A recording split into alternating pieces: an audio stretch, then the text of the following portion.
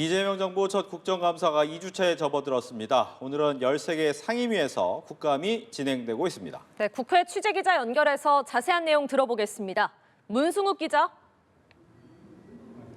네, 오늘로 이재명 정부의 국정감사가 2주차에 접어들었습니다. 서울중앙지법과 서울고등법원 등을 대상으로 하는 법사위 국정감사. 시작부터 여야가 팽팽히 맞섰습니다. 핵심 쟁점은 이재명 대통령의 재판 문제였습니다. 우선 현장 모습 보시겠습니다.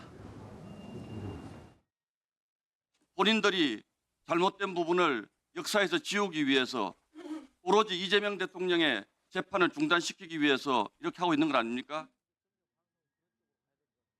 유력 대선 후보의 자격 박탈을 시도하려고 했던 그 판결이 매우 이례적으로 일어난 이 문제 때문에 온 국민들이 분노하고 있는 겁니다.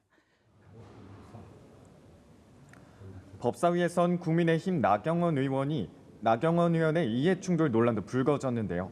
배우자인 김재호 춘천지방법원장이 증인으로 출석했기 때문입니다. 이에 따라 나 의원은 자리를 비우고 질의 시간에만 복귀하기로 했습니다. 농해수위의 산림청 국감에선 김인호 산림청장 인사청탁 의혹을 두고 여야가 맞붙었습니다.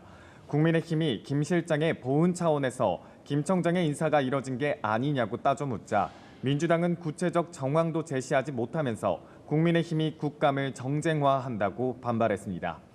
국민의힘은 여러 상임위에서 김 실장의 각종 의혹을 부각하며 국감장 출석을 거듭 요구하고 있는데요. 이에 민주당은 국정감사 내내 기승전 김현지만 반복한다며 국민의힘을 스토킹 범죄 집단이라고 강하게 비난했습니다.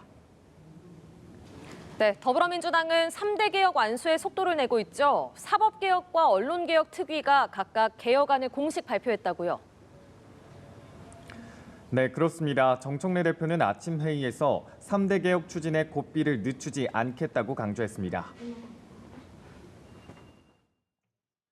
힘차게 계속 개혁의 페달을 밟겠습니다. 남은 후속 작업도 한치의 오차 없이 철저히 준비해 3대 개혁을 끝까지 완수하겠습니다. 사법개혁 특위는 조금 전 당 지도부와 연석회의를 통해 사법개혁안을 공식 발표했습니다. 대법관 증원, 대법관 추천위원회 다양화, 법관평가제 개선, 하급심 판결문 공개 확대, 압수수색 영장 사전신문제 등 5대 과제는 그대로 추진하기로 했습니다. 특히 대법관 증언의 경우 현 14명에서 26명까지 늘리기로 했는데 공포한 지 1년이 지난 시점부터 시행해 매년 4명씩 3년에 걸쳐 총 12명을 단계적으로 증언하겠다는 계획입니다. 이렇게 6개 소부, 2개 연합부 체제로 개편해 판결의 일관성과 사건 전문의 다양성을 높이겠다는 겁니다. 대법관 증언으로 사법부를 장악하려고 한다는 비판에 대해선 정권별 임명 비율이 동일하다고 반박했습니다.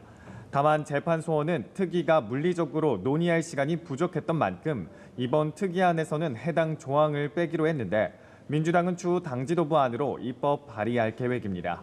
이와 함께 조금 전 당 언론개혁특위의 허위 조작정보 근절법 초안도 발표됐습니다. 민주당은 또 최근 국민의힘 장동혁 대표의 윤석열 전 대통령 면회를 집중 비판하고 있는데요. 정청래 대표는 국민의힘을 향해 위헌 정당 해산 심판의 날이 머지 않았음을 명심하라고 경고했고요. 이후 기자회견을 열고 장 대표를 향해 대표직과 의원직 사퇴를 촉구하기도 했습니다. 국민의힘 상황도 살펴보죠. 국민의힘은 정부의 10월 15일 부동산 대책을 집중 겨냥하고 있다고요? 네, 그렇습니다. 국민의힘은 연일 정부의 부동산 대책을 겨냥한 공세를 퍼붓고 있습니다. 오늘 아침 회의에서도 지도부는 이재명 정부의 10.15 부동산 대책에 대한 비판을 일제히 쏟아냈습니다. 장동혁 대표는 아침 회의에서 대책 없는 부동산 대책으로 온 국민이 공황 사태에 빠졌다며 한마디로 부동산 테러라고 규정했습니다.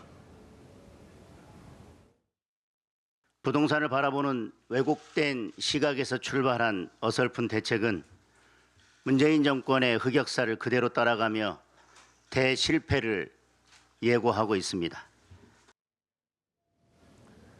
그러면서 반시장적인 정책은 결코 성공할 수 없다며 이제 남은 건 세금 폭탄이라고 쏘아붙였습니다.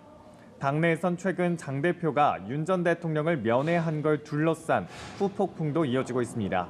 장 대표의 면회 소식이 알려진 이후 당내 일각에서는 여당의 반격에 빌미를 주는 동시에 민심으로부터 멀어지는 계기가 될 수 있다는 반발이 터져 나왔는데요. 송원석 원내대표는 약속을 했던 사안이기 때문에 조용히 다녀왔던 것 같다며 특별한 문제점을 느끼지 못한다고 옹호했습니다. 지금까지 국회에서 전해드렸습니다.